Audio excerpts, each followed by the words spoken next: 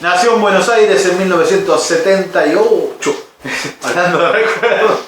En 2017 publicó el libro Relatos Las Tormentas, que fue finalista del premio de cuentos Gabriel García Márquez y obtuvo la primera mención en el Premio Nacional de Literatura y además una mención especial en el Premio Iberoamericano Cortés de Cali. Es autor de libros de relatos 27 maneras de enamorarse y de animales, que ganó el segundo premio nacional, y la novela Castillos. Además publicó con Pablo Bernasconi un libro álbum, Un oso, escribe columnas para distintos medios, dicta talleres de escritura y se llama Santiago Craig, autor de Vida en Marta. Buenas noches, Santiago, ¿cómo estás? Buenas noches, bien, todo bien. Un coso se llama, no un oso, pero está bien. ¿Yo leí mal o está mal acá? Es el único título. Un coso, es verdad. ¿Y eso que me enorgullece. ¿Cómo estás con la presbicia? Porque tenemos la misma edad prácticamente, yo no veo nada, como verás. La estoy negando, Okay, pero todavía puedo negarla. O sea, claro. asumo, capaz que estoy leyendo libros que me los invento y cosas así. Los colectivos todavía le pego. Pero claro, no cedí al anteojo todavía. Llega un momento que ya te pasa eso, lees un oso donde lees un coso. Y sucede así. Bueno, ¿qué onda esta vida en Marta? Te embarcaste en la aventura de contar toda una vida. Sí. Pero una vida de Marta, ¿no? No vida en Marta, sino la vida de Marta. ¿Por qué la decisión de toda una vida? Bueno, porque no sé por qué, ¿no? Viste que frente a eso no hay una respuesta absoluta. No, bueno, sí, por esto. No sé. En el fondo, lo que sí quería, como hacemos cuando escribimos, ¿viste? Es imitar lo que me gusta. Entonces, en un punto a mí me gustan mucho las historias que siguen un personaje a través del tiempo. Te digo, las referencias obvias y ineludibles para mí y geniales, que qué sé yo, Bovary o Gatsby o Mrs. Dalloway te iba a decir Stoner de John Williams. Stoner fue un libro que hace poco se leyó mucho, que se rescató y se leyó mucho y que contaba toda una vida también. Que me encanta y que vi un poco aguas. También me gustaba, por ejemplo, Knausgaard, que es un tipo también como Stoner, Knausgaard, que la gente te dice eso es imposible, es un embole, no pasa nada, y otros que no, es lo mejor que me pasó en la vida. Bueno, yo estoy más del lado de lo mejor que me pasó en la vida, me gusta mucho ese tipo de novelas. Y bueno, tenía ganas de hacer algo así. Entonces me inventé a Marta, estuve mucho tiempo con esta novela. En realidad desde que se me ocurrió ponerle, o desde que empecé a anotar algo hasta que la novela salió, deben haber pasado 10 años. En el medio saqué otros libros, escribí otras cosas. Hubo toda una vida mientras contabas esa vida, ¿no? La vida pasó mía y de Marta en paralelo y también lo que sí quería hacer era trabajar sobre el tiempo, sobre la memoria, que son dos temas que a mí me gusta muchísimo encontrar o leer y suelo fatalmente pensar en eso, o sea, no es que me lo propongo, pero suelo pensar mucho en eso. Siento que la escritura tiene que ver, mi vocación por la escritura tiene mucho que ver con esas problemáticas, llamémosle, pero del tiempo y de lo que queda fuera, de lo que queda dentro, ¿no? De la vida como tiempo limitado, y la escritura como una puesta en acto de eso, ¿no? O sea, hay cosas que puedes escribir y cosas que no, lo que queda fuera. Ese recorte de ese tiempo y lo dejas escrito. Ese recorte. En ese poco con la voluntad de que le gane el tiempo, no el paso del tiempo. Pero que tiene, yo creo que es lo que tiene fabuloso la literatura en general, no este libro, la escritura en general, es que cuenta con lectores, o sea, cuenta con alguien que va a ir ahí a llenar, completar, inventar esos huecos que dejas. O sea, eso que uno asume como una vida entera, que es lo mismo que cuando uno cuenta su propia vida. Yo te tengo que decir, bueno, te voy a contar mi vida hasta acá, te voy a contar algunos episodios más o menos significativos para mí, probablemente algunos te resulten completamente indiferentes, otros divertidos, otros conmovedores, ¿no? Pero en ese marco, quien escuche va a ir armando una personalidad, va a ir llenando los blancos, va a ir llenando los huecos, y un poco mi intención era esa, ¿no? Tratar de llegar a ese lugar en el que fuera necesario que alguien se amigara con este personaje, lo conociera, lo completara, fuera pensando en lo que no está, además de lo que está en la novela, ¿no? Bueno, un poco jugué a eso Pensaba todo ese tiempo. Perdón, pensaba en esto de pensando en la memoria y en el ejercicio que haces acá, que de alguna manera en el libro lo planteas casi como un narrador que parecía de cuento, ¿no? De cuento clásico, ¿no? Había una vez esto, no es que decís había una vez, pero da esa sensación, ¿no? Como contarle a un otro. Y a veces cuán diferente es con el ejercicio o libros que es el me acuerdo. Claro. Ahora es el me acuerdo bueno, hace poco. De Martín Cohen. Martín Cohen Y después tiene Rulfo, tiene. pero las anteriores. Rulfo tiene Acuérdate de Juan Nepomuceno Carlos. No, acuérdate, no me acuerdo de quién era. Y empieza como a evocar todo una persona. Ahora lo voy a buscar. Claro, Sí, no, el ejercicio del me acuerdo de. Bueno, ahora no me. Prainer fue el primero. Pérez, hasta. Hay varios. Nací de Pérez, ¿no? No, creo que Pérez tiene uno que me acuerdo. No me acuerdo si se llama así el de él, pero es el mismo ejercicio de hacer me acuerdo. De hecho, en un momento ¿vieron la agenda? Bueno, había una columna que consistía en eso y yo escribí una, pero muchas personas pasaban por ahí y te pedían que hagas un me acuerdo como una especie de estándar de... pero sí, eso vos lo que me marcabas que es la diferencia entre claro, me acuerdo o había una vez. Claro, porque en el me acuerdo es casi como un narrador alejado del hecho, es como un hecho objetivado en una lista de cosas, y esta es como una narración, pero a la vez no es, como que el narrador no está ahí del todo, no está como, o sea, es un ejercicio más largo, porque justo antes de que entraras estábamos hablando que es un libro que tiene su cantidad de páginas. Sí. Digamos, no es minimalista en ese sentido. No. Te explayás en eso. Sí.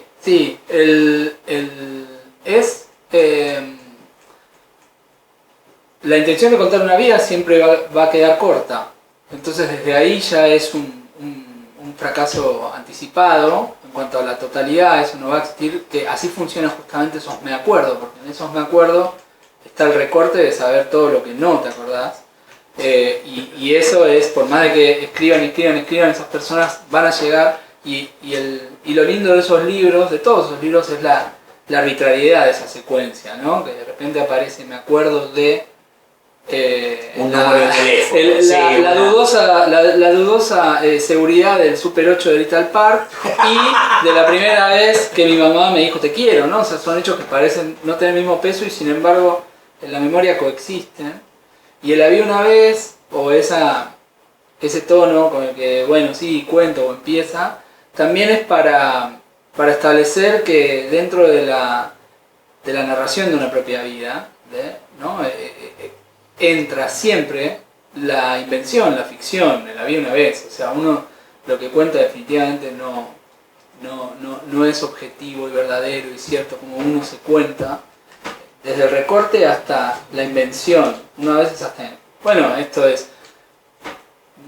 no es literatura, es ciencia en un punto, ¿no? Esto de la memoria no tiene un apego absoluto a la verdad tangencial, ¿no? Hay algo más narrativo en eso, ¿no? Y hay algo de invención y de completar y de llenar los blancos y los huecos que lo hacemos, hasta creo que por una cuestión de supervivencia.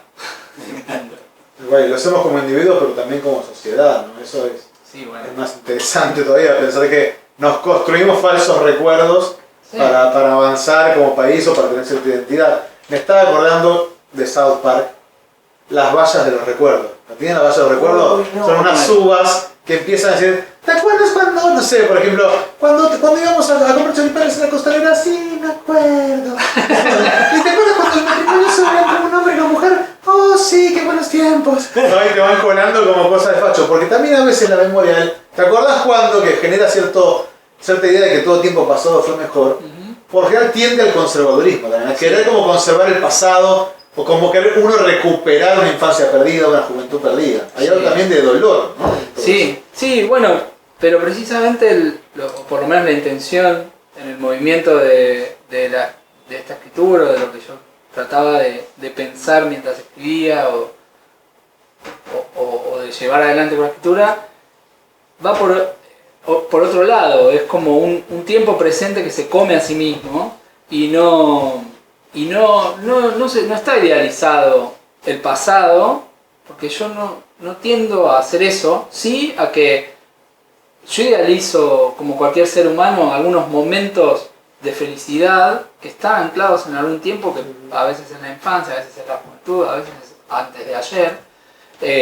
Pero bueno, la relación con el pasado inevitablemente implica cierta nostalgia, porque es el sentimiento que nos une a eso. Pero en este caso, lo que sucede, lo que trata de hacer es como, bueno, mientras estás en la vida, o sea, en Marta, no es la vida de Marta, la vida que ya pasó. Es la vida o sea, es en acto, es lo que está sucediendo mientras sucede. Entonces eso, el efecto un poco claustrofóbico y caótico que puede tener es que no sabes qué es lo que tenés que agarrar y qué es lo que tenés que dejar, ¿no? Hay algo más parecido, me da la referencia, tipo, ¿no? Después ya me voy, ya lo dejo tranquilo. Pero South Park vino muy bien, ¿no? Muy bien, me parece que estuvo muy bien. Sí. No, me parecía, estaba pensando en Orlando, ¿no? De Wolf, en Orlando que cuenta esa vida, y en Matadero 5, que desdobla el tiempo, ¿no? Claro. Matadero 5 Vonnegut. De Vonnegut. Nunca sé cómo se pronuncia. Vonnegut. Así. No lo sé. Yo creo que si le gritas, Vonnegut viene. Claro. No, Vonnegut haciendo esta cuestión del tiempo paralelo, que sucede todo en el mismo momento, ¿no? Y diferente a lo de, por ahí diferente o acercado también a Orlando, ¿no? Que hace un recorrido junto con el personaje, ¿no? Sí. Y esto que todo pasa que sea todo presente también es otro desdoblamiento de narrar, digamos. Sí. Bueno, no sé, son dos autores. Sí, tiene una bestialidad. Me encantan y libros espectaculares. Que está bueno. Hay una escena de Matadero 5 en la que él cuenta un bombardeo al revés, que es espectacular. ¡Ay, es maravilloso! Que en vez ¿no? Las bombas van subiendo hacia los aviones y redirigiéndose hacia el lugar de donde salían, el portaaviones, y metiéndose en la fábrica, o sea, hace todo el camino inverso, deshace la explosión. Sí, trabaja con el tiempo súper bien, aparte esa novela deriva de hechos terribles y traumáticos, y el tipo la hace ciencia ficción, humor, y Orlando ni hablar, es como, no sé, una obra maestra absoluta, que tiene esta particularidad del sexo, digamos, del género del protagonista que va cambiando, va variando a través de la obra, es buenísimo. Sí, el tratamiento del tiempo en la literatura me parece, no sé, como dije antes, me súper interesa y me interesa tanto que me termina de obsesionar y como si tuviéramos que jugar así un juego de borrachos, yo diría todos los libros y todas las novelas hablan del tiempo, o sea, no hay ninguna que no lo haga y podríamos como... Es que el mero hecho de escribir ya es tener un cierto control, el mínimo control sobre el tiempo que podés tener, no mucho más que eso. Sí, y hay algo de la fatalidad del ir hacia adelante, ¿no? Que te va llevando a la escritura. De hecho, muchas veces en los talleres y eso hablo de eso, como de, bueno, el tiempo pasa solo, no digan entonces, después, luego, fue así que pasa solo. A mí me gusta recalcar cuando en talleres también esto de cuando dicen de repente, ¿no? Mira, todo lo que no pasó hasta ahora sucede de repente. Así que no digas de repente. Claro, sí. Todo lo que no pasaba antes, ahora sucede de repente. Ahí encontré el cuento Jarrulfo que se llama Acuérdate, dice, acuérdate de Urbano Gómez, hijo de don Urbano, nieto de Dimas, aquel que dirigía las pastorales y que murió recitando la razón de Ángel Maldito cuando la época de la gripa. De esto hace ya años, quizás 15, pero te debes acordar de él. Acuérdate que le decíamos el abuelo por aquello de que su otro hijo, Fidencio Gómez, tenía dos hijas muy juguetonas, una fiesta hecha favorita. Bueno, sigue, no, cuentazo de Rulfo, que está simplemente es eso, es acordarse de un tipo y de su vida y nada más. Y genera placer, y nos genera placer. Cuando vos hablabas de estos libros, también hay un placer en recordar libros que uno leyó, películas que uno vio, en recordar como el recuerdo de otro que alguna vez fue escrito o fue filmado también. Sí, totalmente. Es como, aparte es inmediato ese placer. A mí me parece una cosa muy infantil, muy propia de los nenes, pero también la sigo haciendo, que es que vos salís de una película, estás con alguien al lado, acaban de ver exactamente lo mismo, y decís, ¿viste esa parte? ¿Viste cuando? Sí. Y estás transformando en recuerdo inmediatamente, lo que estás cristalizando esa experiencia con el otro, como diciendo, Esto es lo que Sí. nos tenemos que Aparte, tratar. evidentemente lo vio, estaba al lado Por tuyo. supuesto que lo vio. La respuesta a eso es sí, boludo, buenísimo. O me parece una boludez, lo que sea, pero esto, digo, esto de recordar no tiene ni siquiera que pasar el tiempo para recordar. Yo le propongo antes vamos a escuchar un tema ahora y dos preguntas para el próximo bloque. Una es, acá en Vida en Marta, hay cosas que a Marta le pasan y que Marta sabe que probablemente sean cosas que va a recordar de por vida. La pregunta es, o mejor dicho, que nos digas, nos cuentes cuáles son esa parte que vos pensás que ella, en el momento que lo estoy viendo, esto me recuerda por vida. Y por otro lado también si en tu vida tuviste muchas de esos momentos que dices, che, yo esto... No, quizás no lo que estoy viviendo, sino esto que voy a vivir incluso. Me acuerdo del viaje egresado, ¿no? El boludo del coordinador, esta va a ser la mejor semana de sus vidas. Una cagada, horrible todo, empezando por el coordinador. Pero el tipo estaba enloquecido, que lo recordábamos para siempre. Bueno, de hecho lo recuerdo, pero mal. Te iba a decir. Claro, pero como que esto no te lo borrás. Pero viste que no sucede tanto. Uno por lo general después se da cuenta, que algo fue un recuerdo valioso. Si tuviste momentos en los que este es un recuerdo valioso. En un segundito nada más, con más Santiago Cray y su vida en Marta. Entonces, Marta, además, se levanta del sillón y camina hasta la ventana. Quedan alfombras en las oficinas, en los cines, en su casa había una alfombra, en el departamento. Su casa de chica, su casa siempre. Es un olor a una alfombra, el olor de un tiempo. Marta se levanta del sillón, camina hasta la ventana y todo el ruido que podría hacer cuando camina se lo traga la alfombra. Se queda quieta. Después de un rato no hay silencio. Se puede sentir una ondulación, el aire acondicionado. El aire acondicionado es algo, no un ruido, pero algo, no un silencio. Ve llover, ve que no para de llover. Ve el cielo amarillo. Entonces Marta, además, toca el vidrio frío con la palma de la mano. Una lluvia del otro lado, fuerte, incesante, nueva. Gutenberg debe estar nervioso. Solo en casa, la casa de ahora, su casa. Debe estar maullándole al vidrio del balcón, rajuñando algo. No va a parar de llover, no va a parar de haber ese color tóxico en la luz de manteca vencida en el cielo. Todos los techos de todos los edificios son iguales. No caminan gatos en las terrazas del centro, no hay palomas ni gorriones ni esos pájaros enormes que se comen todo. Podría irse, si quisiera. Podría decir una reunión, el colegio de Tomás, una urgencia. Incluso si se le antojara podría no decir nada. Hasta mañana. Pero se queda, en la ventana, en la oficina, en el centro. Tiene que estar ahí, porque están los rusos, y los pasantes, y los asuntos. Gutenberg habla, el gato. Dice agua, dice hola, dice mamá. Cuando regurgita pelusa, cuando con espasmos vomita en su rincón de la cocina. Escondido con vergüenza o algo propio, animal. Podría ser miedo por la cara, por los gestos, Marta supone. Al gato lo quiere Marta, a este gato, a este animal. Tuvo otro, parecido, pero no lo quería, no tanto, no así. Lo dejó ir, ahora se acuerda, a medias, poco. Es una neblina el gato que no quiso, algo que se deshace con las gotas y el vapor que empañan la ventana. No acordarse de todo es una suerte. Puede haber sido antes otra, ser ahora esta. Gutenberg es gris, tiene meses, pocos. Le da miedo todavía la lluvia, no sabe que es algo frecuente, algo que pasa.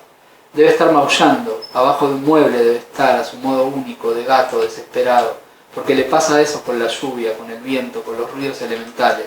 Una puerta que se cierra, la sirena de una ambulancia, el grito de un vecino. Marta quiere al animal, lo piensa, la preocupa, porque todos los días para él el mundo es distinto y peligroso.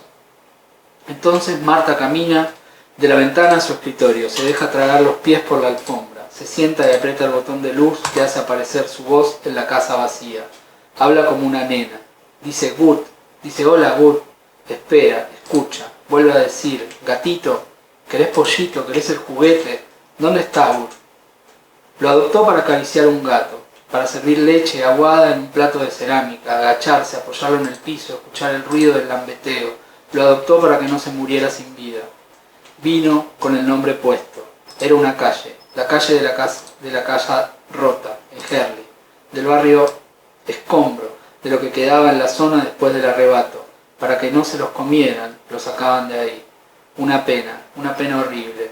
Los rescataban y los llevaban a sus casas de tránsito, los ponían en un collar hecho con fideos secos, 20 fideos secos. Les iban sacando de a uno los fideos. Si se acababan antes de conseguir dueño, volvían a la calle. habían encontrado en esta forma de selección un método justo. Todos los gatos de la calle Gutenberg se llamaban igual.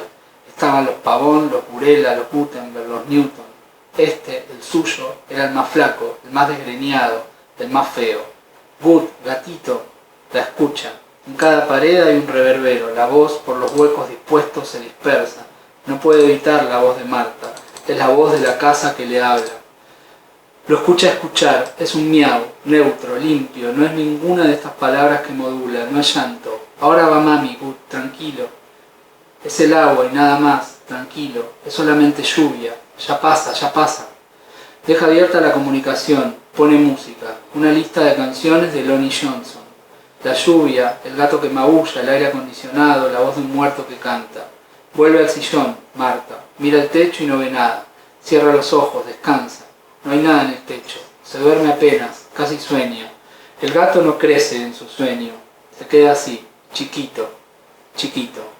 Lo acaricia en el regazo, en una pollera azul y sus manos son enormes y de otra. Parece una vida, pero es un rato, menos que un rato. Entonces Marta, además, se despierta y siguen ahí la lluvia, el gato que maulla, el aire acondicionado, la voz de un muerto cantando. Santiago Craig leyendo Vida en Marta, esta su novela más reciente que publicó Tusquets en su colección Andanzas. Una novela de 350. Es tu trabajo más largo, ¿no? Sí, sí. Es lo más largo que escribí. ¿Y cómo te llevaste con ese largo? Bueno, dijiste que estuviste 10 años, así que escribí un montón. Tomaste tiempo. De hecho, escribí un montón más que no quedó. O sea, escribí muchísimo para... y viste que cuando pasa de tu compu, ¿no? Del archivo original a la caja en la que encaja, bueno, el archivo en sí tenía unas 80 páginas más, en realidad, que por suerte se ocuparon de encajar ahí para que no salga $1 millón la novela, ¿no? Sí, es todo un tema, sí. ¿no? Y uno a veces cuando escribe libros largos, a mí me pasó también mi último libro bastante largo, yo decía, cada página de agrego va a salir más caro el libro, claro, y una chance tengo que la compre. De que la compre. ¿No? Pero bueno, son cosas, yo creo que no hay que...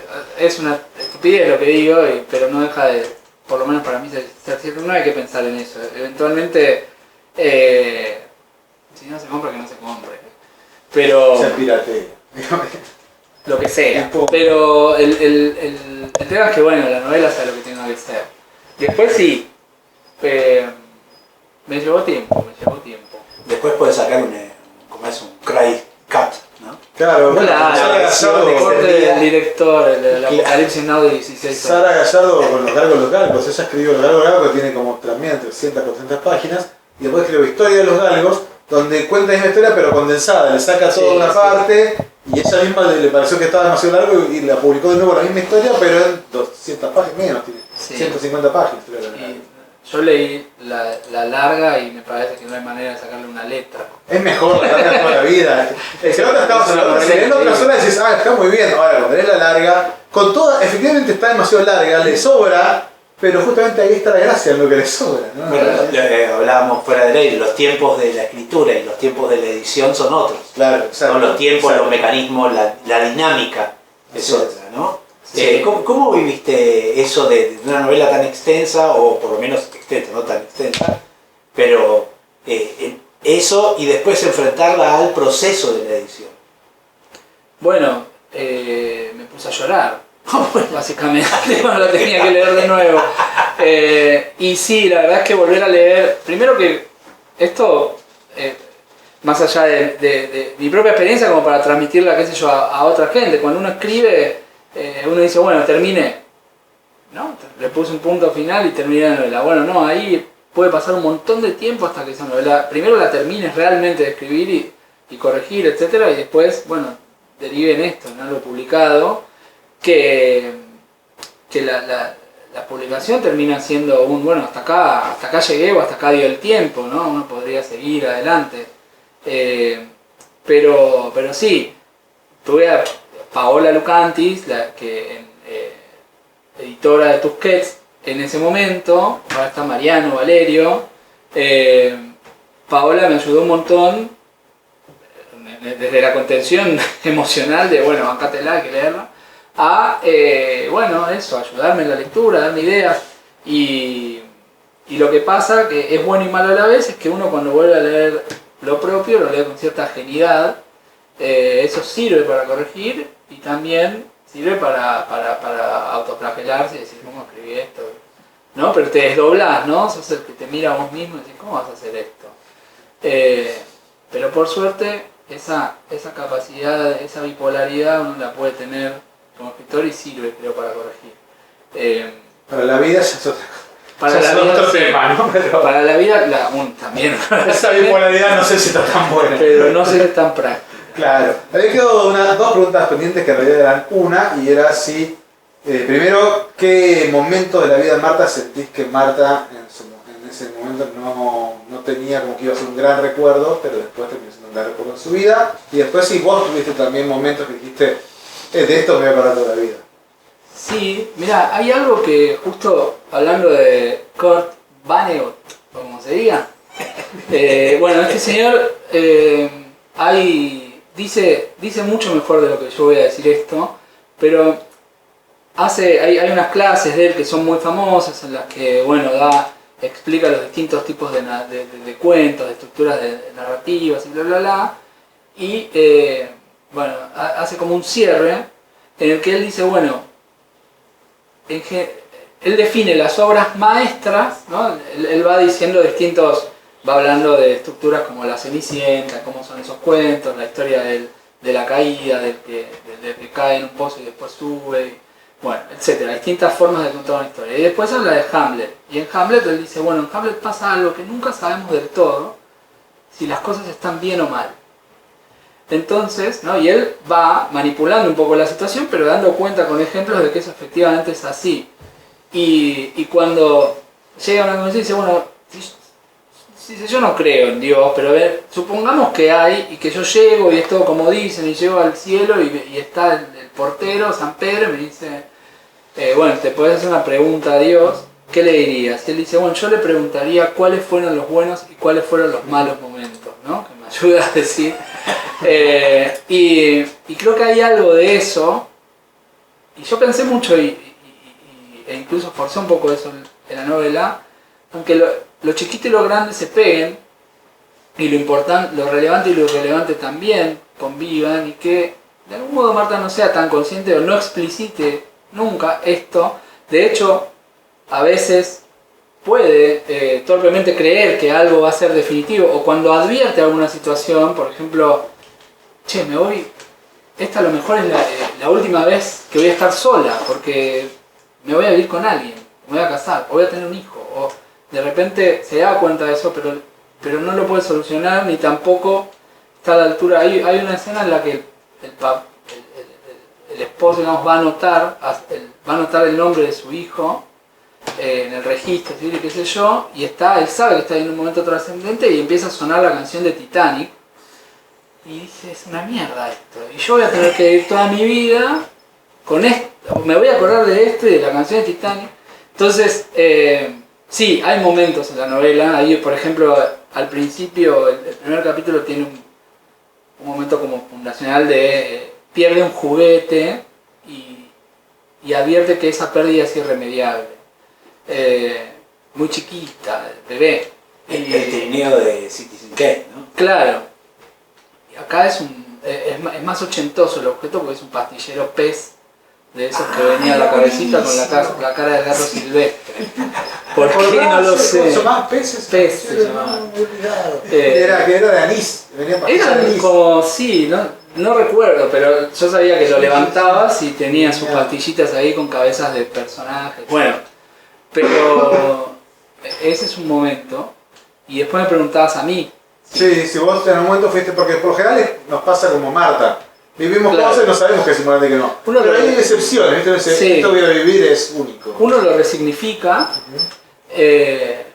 pero yo no quiero decir único, porque vos me vas a entender muy bien eso, pero la Copa Libertadores de 2014, Hay un momento ahí. ahí uno sabía que estaba viendo algo que decía, pará, esto no me había pasado muchas veces. De hecho estábamos obsesionados con que nos pasara y no pasara. No sabemos si va a seguir pasando muchísimas, seguramente va a volver a pasar algo parecido, pero Bueno, eso. Y me viene esa, la futbolera, ¿no? El 95, ese tipo de cosas. ¿Por qué? Porque también hay algo contextual, el mundial mismo. Algo te lleva a decirte, esto, acá está pasando algo. Después, por supuesto, ¿no? Cosas más íntimas también. Pero esa conciencia a mí me da ansiedad, me genera una... que me parece que hay algo muy propio de la época de... Bueno, vivilo completamente a fondo, te estás viviendo... No sé qué hacer, déjame vivir, o sea, claro. capaz que lo proceso de la manera que puedo. No seas el coordinador del viaje egresado. No seas el coordinador que me grita, chicos. Todos tenemos en nuestra cabeza un pequeño Y coordinador. ahí suena. Ay, recuerdos que no voy a olvidar.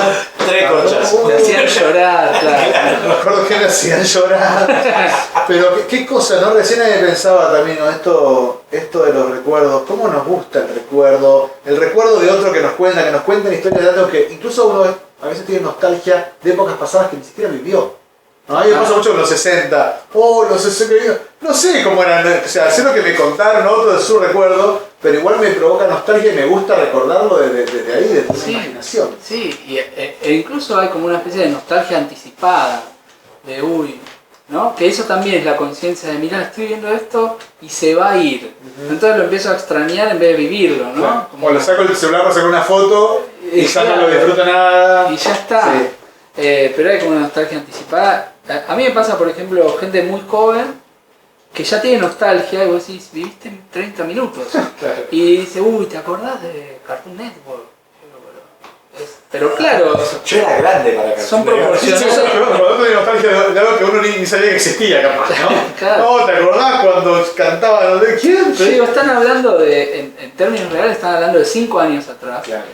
Pero la otra vez un chico en natación me lo explicó, me dijo, lo que pasa es que nuestra edad cada año es muy intenso. Dice, acordate de tus 16.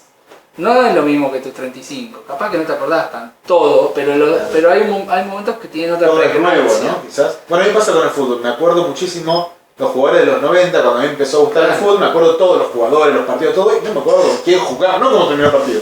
¿Con quién jugamos la semana pasada? Claro, No tengo ni y idea. bueno, empiezan a entrar otras cosas, ¿no? Que uno, sí, son otras pasiones, otras formas de ver las cosas, de asumirlas. Totalmente. Qué cosa con los recuerdos, ¿no? Que ahí era, no era la canción de Luca Prodan con los recuerdos, ¿no. De Lucas, bro. Sí. O sea, El tiempo pasa, nos vamos poniendo bien, bueno, un poco en técnicos. De alguna manera sí, ¿no? Mezclaste los viejos Sí. vinagres con el tiempo pasa. Es que en realidad, así como la remembranza nos trae cierta nostalgia, y nos trae algún placer de recordar, también, como dice Cortázar en su cuento o en su texto sobre el reloj, allá al fondo está la muerte. Y la memoria nos recuerda que pasó el tiempo y que hacia adelante nos queda menos quizás y que ya se perdió y nos recuerda que vamos a seguir perdiendo, por la larga seguir perdiendo, ¿no? Seguir teniendo noción de la pérdida. Sí, hay esta novela tiene un epígrafe de Anne Boyer que dice, primero vivimos, después no. Es tremendo. fatal. Es tremendo, sí. Es Y un sí, haiku, ¿no? Es el haiku total. El haiku depresivo, pero es como... Haiku definitivo. La verdad que sí, y todo bien, Claro. pero no te quedas en el después, no, bueno, no, pero sí también. Claro, pensaba volviendo a estos de las novelas que tratan vidas, ¿no? Enteras, Ajá. en eso. También porque se puede pensar tanto en tu novela como en tantas otras, esta idea de la vida en una especie de cuadrado donde uno lo ve desde arriba como un disco, ¿no? Que vos lo ves, en vez de ser un círculo, desde arriba lo ves un disco. Ves todo el recorrido completo, simultáneo, y es un artefacto a donde están las cosas, ¿no? Sí. Pienso en el extraño caso de Benjamin Button, ¿no? Claro. Que si bien es al revés, pero es toda una vida, Claro, ¿no? claro. La gracia es al revés, pero es toda una vida Sí, que sí, vos la sí, podés sí. enfrascar ahí. ¿Hay algo de esto en Vida en Marta? Porque es él en Marta, ¿no? Volviendo a recalcar eso, ¿no? Es Sí. lo que le sucede durante el tiempo que está haciendo. Claro, digamos. claro. Sí. La figura que termina componiendo, para mí, una vida, y en este caso la que inventé ahí, es mucho menos, responde mucho menos a la geometría, o sea, no es circular, es una especie de mamarracho, ¿no? O de de cosa tirada ahí sobre la mesa, ¿no? De arena tirada sobre la mesa, que termina termina armando una figura a la que después uno le da sentido. Yo creo que hay algo de ese movimiento que va de lo absolutamente aleatorio, arbitrario, a lo necesario. O sea, haces ese movimiento, que es, cuando escribimos hacemos eso, ¿no? Últimamente estoy como pensando también eso, cuando escribimos, quienes escribimos hacemos ese movimiento, que es, donde no había nada, hay algo, y ese algo que hacemos de repente es lo único que puede haber ahí, ¿no? Incluso corregimos y vamos y reincidimos sobre algo, nos cuesta borrar y empezar. Y en la vida a veces pasa eso, ¿no? Porque digamos, las dimensiones que empiezan a coexistir es lo que pasó con lo que podría haber pasado, lo que no hice, un montón de cosas que facilitan el trabajo de los psicólogos, ¿no? Que es, bueno, está lo que está en nuestra vida y después lo que... eso. Y entonces en ese caso es como, más que un... Tenés la tapa, me dijiste lo del disco y me vino la tapa de Let It Bleed de los Rolling Stones. Sí, que es como una torta. Es una torta, un disco, es más eso, ¿no? Es como un poco de crema, un poco de vinilo y un poco de lo que le puse arriba. Y digo, ni más ni menos que eso.